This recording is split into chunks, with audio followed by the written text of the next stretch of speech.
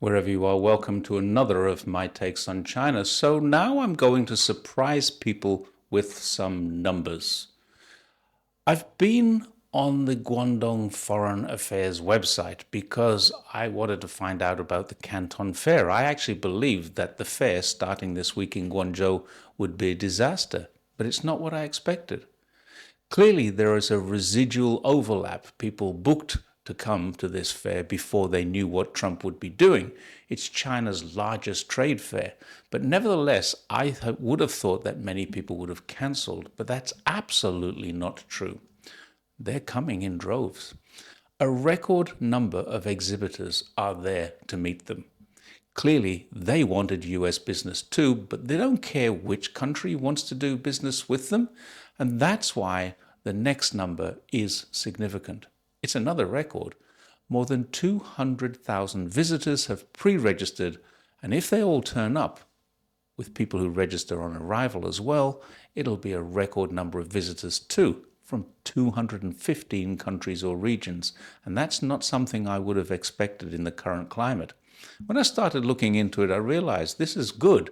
Of course it's good, but it's in a different way to what I expected. The usual suspects are there. Walmart, of course, will send many buyers. Carrefour, the huge French retailer, will also send many. And this is important for Walmart when so much is at stake with massive price hikes imposed by their orange friend. Walmart is the one that might surprise many of us. They have most to lose. What are they doing here when their costs are going to be massively impacted? Well, it's true that Walmart buyers are notorious for pushing hard bargains, driving prices down with high expectations of quality, and short delivery times and long payments. But the bottom line for many Chinese businesses is that they need that kind of work. Payment may be a long way away, but it's always reliable. So why should Walmart come to the fair now? First of all, 65% of their business is in the USA, and that means 35% is outside of it.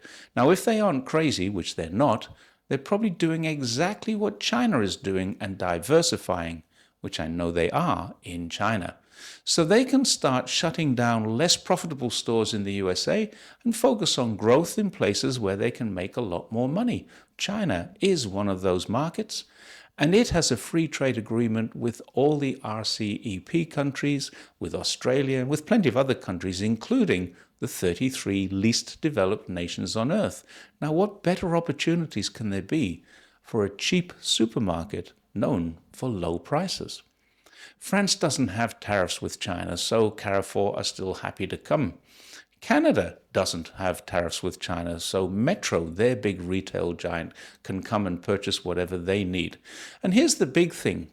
While the USA has imposed 10% tariffs on all of its trading partners, which seems grossly unfair, because it is, it means there are literally over 180 countries in the world where Chinese exporters can export to and have someone re-export from there into the USA. And already there are people reporting on places like Twitter or X that most of the US buyers are asking a simple question. Do you have any partner in a third country where you can export this product to and I can import it from them to the USA? Now, what this means is that these buyers are not at all interested in waiting until manufacturing goes back to the USA. They know absolutely that it won't. It can't. And even if it could, it would take 10 years, and that's 2 presidential elections away. So not one person in the world is going to look at the USA as a long-term safe haven for infrastructure or manufacturing investment. China is still vitally important to them, and that isn't changing anytime soon. So what is going on at the Canton Fair this week? It's important. It's as important as what's going on at diplomatic and government levels, which boggle the mind. Xi Jinping is in Southeast Asia at the moment. China's made an offer to Australia, where it has a free trade agreement, to join hands, but was rejected, not only by the government fighting to keep its power at an election in a few weeks, but also by the opposition and even the defense minister getting a say on it. Strangely, this is perhaps a massive opportunity to boost Australia's position. They have a free trade agreement with the USA too, which has just been breached. They could be importing Chinese goods from now, repackaging them, exporting them to the USA with a small margin and making a big fortune, which is almost certainly what Vietnam, Japan, Thailand, and several others in Asia are already doing. Quite why Australia shows such loyalty and deference to a 5% trading partner and such hostility to China, an almost 40% trading partner, it isn't known to me. But the tariffs have already benefited Australia as the US LNG contract was cancelled in favour of Australia's gas coming to China. At the fair, international and Chinese visitors alike are being exposed to something they've never seen before. A massive number of exhibitors with completely new range of products, one of the most exciting of which is the service robots industry.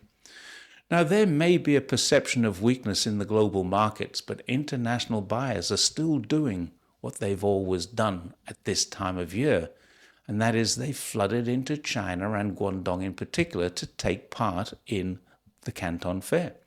Asian, European, African, Latin American buyers will be able to score big bargains as US buyers look for legal ways to circumvent the illegal and unilateral sanctions. China and Vietnam yesterday signed 45 agreements, and Xi Jinping has just moved to Malaysia to do a similar thing, and tomorrow, before moving on to Cambodia, he'll do it again. All three countries are now facing high tariffs when Trump decides he wants to re-implement them.